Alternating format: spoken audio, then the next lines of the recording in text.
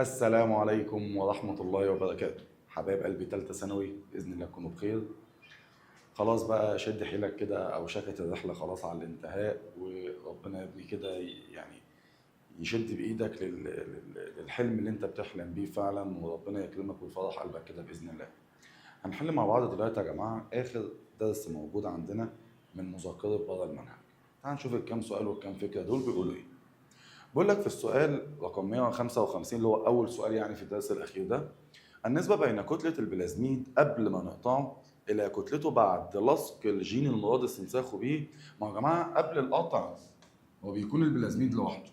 طيب بعد القطع بقى، انت مش مجرد ان انت شلت حته وحطيت قدها بالظبط عشان تقول لي تساوي واحد، لا، احنا يا جماعه بنستخدم انزيمات القطع او انزيمات القص، بحيث ان انا اقص حته كده واسيب اطراف لاصقه بس، وبعدين لما اجيب بقى الجين اللي انا محتاجه مش هجيب نفس يعني او قد الحته دي بالظبط. انت يا جماعه البلازميد معاك مش حديد ان انا مثلا ايه مش هقدر افتحه كده، لا عادي، هو انت مجرد ان انت جبت الحته اللي انت عايزها بتبقى في الغالب اصلا اكبر من الحته اللي انت قاصصها. فبطبيعه الحال الحته اللي هتحط يعني عارف كانك ايه اهو، كانك قمت جاي عامل كده فتحته عن بعض وجبت الجين اللي انت محتاجه اللي عنده الاطراف اللاصقه ولزقته. ففي الطبيعي يا جماعه وفي العادي ان هو قبل اللصق بيبقى كتلته اقل من بعد ما تلزق فيه الجين اللي انت عايزه، يبقى رقم قليل على رقم كبير فتطلع معاك اقل من الواحد. اي من الفيروسات الاتيه تتاثر بانزيمات القصر البكتيريه؟ حد في دول ممكن يتاثر. بكتيريوفاج هو عنده دي ان ايه ممكن يتاثر. شلل الاطفال ار ان ايه. الايدز ار ان ايه. بكتيريوفاج وشلل الاطفال، بكتيريوفاج ينفع، شلل الاطفال ار ان ايه. يبقى طبعا الصح بالنسبه لنا البكتيريوفاج لانه دي ان ايه. للتعرف على التتابعات الاتيه يتم ترقيم ايه؟ ما هو يا جماعه لما بنيجي نتعرف على تتابع بنجيب المكمل له، فنعمل تكامل لده. لما تعمل تكامل تبقى تي اي اي جي سي تي اي جي جي تي. فين التتابع ده؟ الف، لا الف بيقول لك اي تي تي، لا لا مش هينفع. جيم تي اي اي جي سي تي اي جي جي تي تنفع طبقا للتتابع. انا ماليش دعوه بالكلام اللي مكتوب جنبه، انا بتكلم على التتابع بس. طيب هنا ايه، لا مش ايه، ده احنا بادئين بتي، ده نفس التتابع برضه تي اي اي الجي سي تي اي جي جي تي، يبقى جيم ينفع وده اللي ينفع. طيب هنعمل له ترقيم بالكبريت المشع ولا بالفوسفور المشع؟ طبعا بالفوسفور المشع لان احنا بنتكلم عن دي ان ايه مش بتكلم على بروتين، يبقى الاختيار الصح بالنسبه لنا هو ده.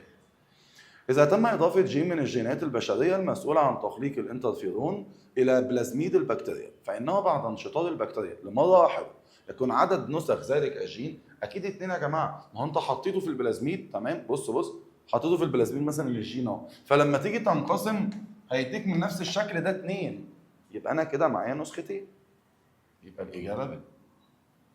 أي الرسومات البيانية التالية توضح ترتيب وحجم الكروموسومات بدءا من الكروموسوم الأول حتى الأخير في الطرز الكروموسومي بأنثى الإنسان.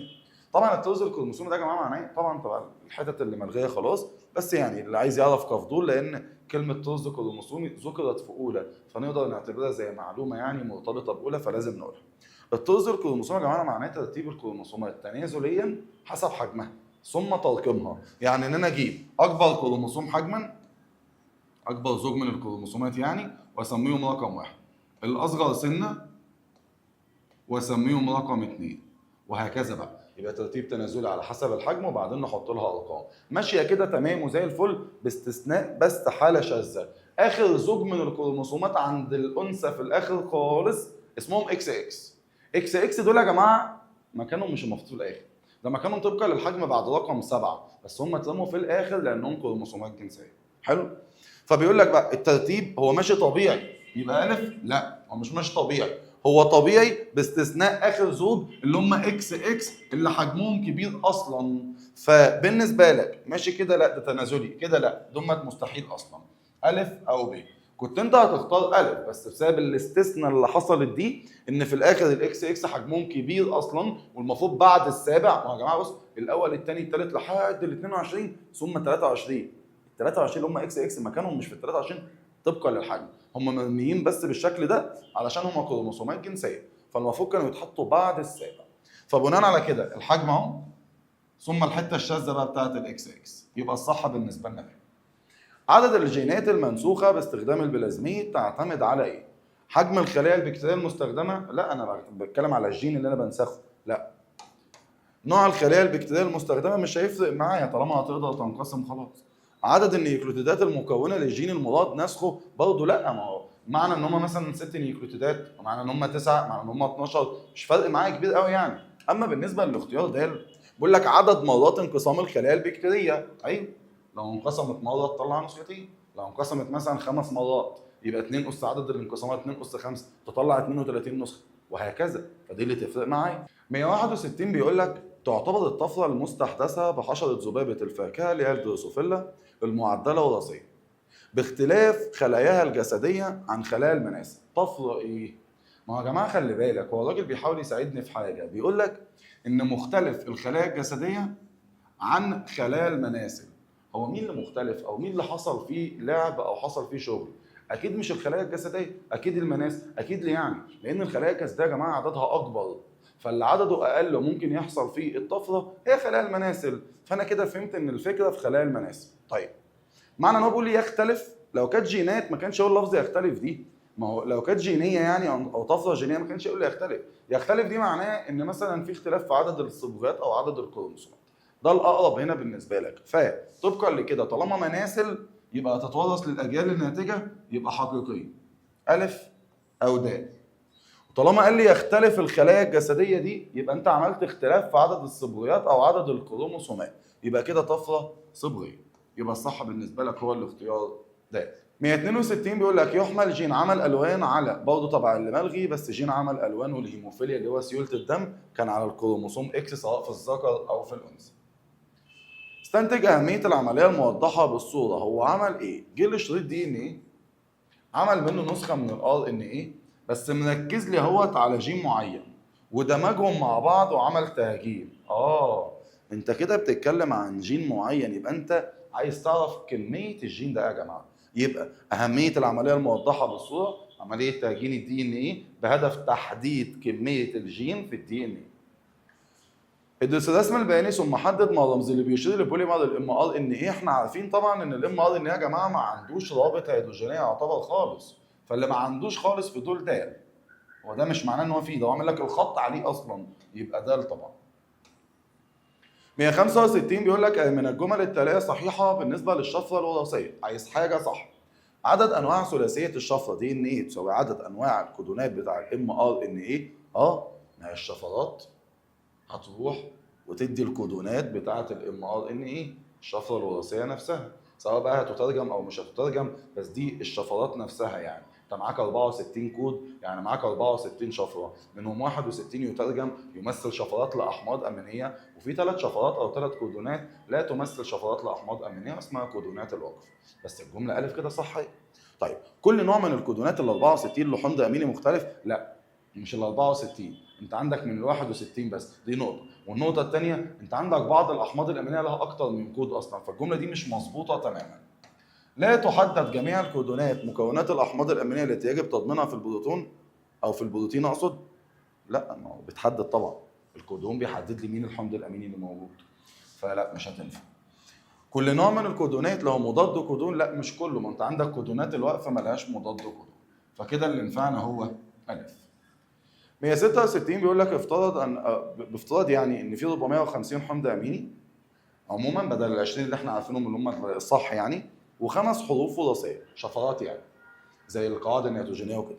فما عدد الحروف الوراثيه التي تكون الكلمه الوراثيه، يعني بتكون الشفره اللي بتكون الكود. احنا كنا عاملين عندنا يا جماعه بما انها كانت 4 انواع من النيوكليوتيدات، وقلنا ان هي 4 اس 1 ولا 4 اس 2 ولا 4 اس 3، بس هنا بقول لك 5 حروف يعني 5 انواع من النيوكليوتيدات. فانا هجرب 5 اس 1، 5 اس 2، 5 اس 3، 5 اس 4، 5 اس 5 وهكذا لحد ما اوصل انه يطلع لي 450 نوع من الاحماض الامينيه.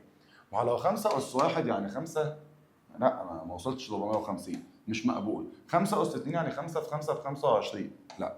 5 أس 3 يعني 5 في 5 ب5 ب 125 برضه لا، لأن أنا عايز أوصل ل 450.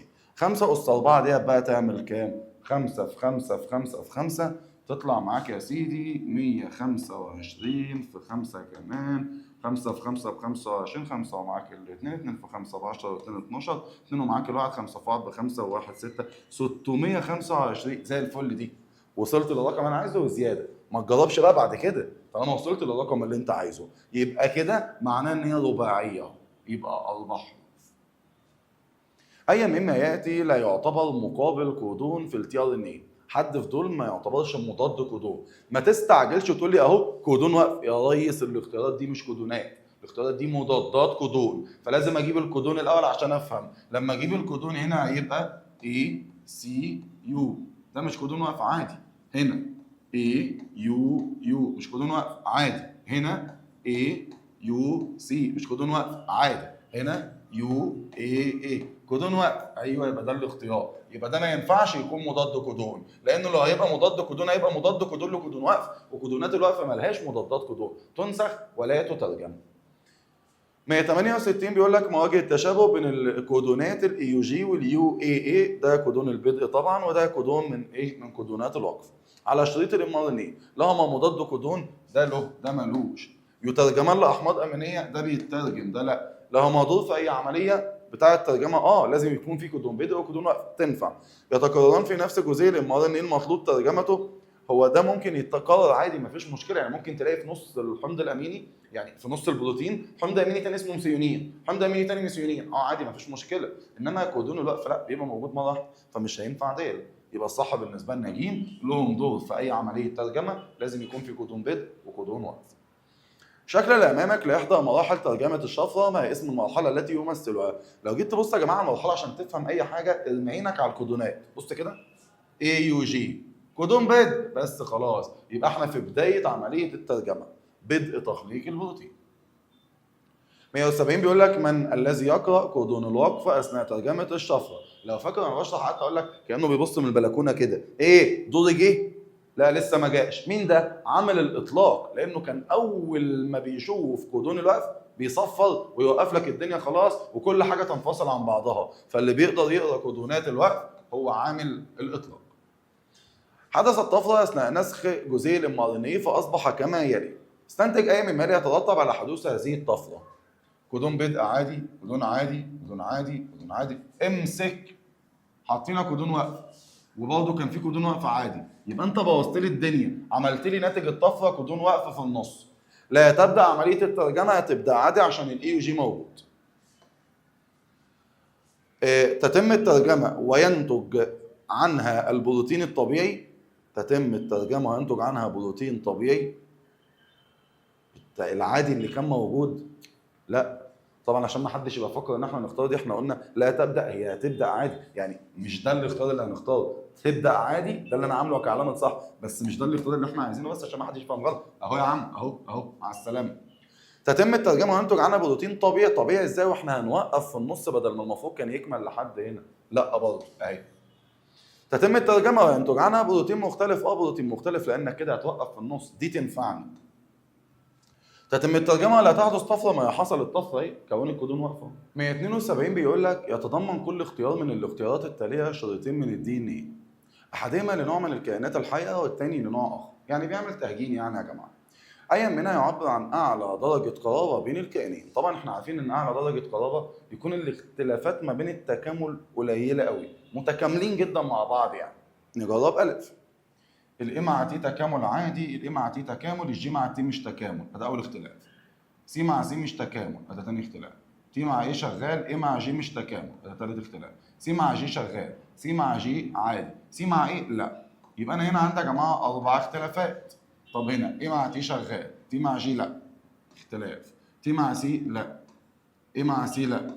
تي مع ايه جي مع سي، جي مع سي، تي مع جي لا، ايه مع جي لا. اختلاف 2 3 4، هنا 5 اختلافات. سي مع جي عادي، سي مع جي، سي مع سي لا، سي مع جي عادي، ايه مع تي، ايه مع ايه لا، ايه مع تي عادي، سي مع جي عادي، جي مع جي لا. يبقى هنا 3 اختلافات. طب هنا ايه مع تي عادي، سي مع جي، ايه مع تي، تي مع ايه، تي مع جي لا. جي مع سي، سي مع جي، سي مع تي لا، ايه مع تي اه عادي. يبقى هنا في اختلافين، يبقى اقل حد عنده اختلافات اهو يبقى ده اعلى درجه تكامل، لان الباقيين متكاملين مع بعض عادي مفيش مشكله. يبقى طبعا الاختيار الصح بالنسبه لنا هو ده. 173 بيقول لك العمليات التاليه لا تحتاج الى انزيمات. التضاعف طبعا بيحتاج انزيمات بقى، بدءا من انزيمات اللولب وخلافه. النسخ بيحتاج انزيم طبعا، بلمضه مثلا الار ان ايه. التهجين مثلا، عمليه التهجين ما كانتش بتحتاج. عمليه التهجين يا جماعه احنا كنا بنرفع درجه الحراره وبعدين نبرد فما فيش انزيمات، دي الصح معانا. عمليه الترجمه كنا بنحتاج انزيمات زي انزيم مثلا منشط للتفاعل اللي كان في تحت وحده الريبوسوم الكبير. 174 بيقول لك أي الإنزيمات التالية لا تعمل على كسر روابط كيميائية لجزيء دي ان ايه، مش بتكسر. إنزيم الديوكسيريبونيوكليز بيكسر يبقى مش هختار. إنزيمات الكسر بتكسر مش هختار. اللي هو بيكسر في البداية الروابط الهيدروجينية مش هختار. إنزيمات المعدلة ما كانتش بتكسر، ده كانت بتضيف مجموعة الميثايل يبقى بتكون روابط مش بتكسر. أي من مالي لا يعتبر موقع تعرف. تعال نجرب الاختيار ألف. A T T A A T، اقرا من هنا برضه من عند ثلاث شرط. A T T A A T، لا ده موقع تعارف مش هختاره. طب نجرب ب. G A A G A A T T C T T C، برضه موقع تعارف مش هختاره. نجرب ج. T C G T A A، حلو ده مش موقع تعارف يبقى هختاره هنا. T T C T T C جي اي اي جي اي اي، برضه موقع تعرف يبقى مش هختار. ده بالنسبه للاختيار بتاع 175. كده يا جماعه يبقى مذكره بره المنهج الثانيه خلصت معانا الحمد لله. اقف برضه عند سؤال راجعه باذن الله، لو محتاج اي حاجه بلغنا بيها واحنا من عينينا ليك. نشوفكم بقى كده على خير في فيديو جديد. سلام عليكم.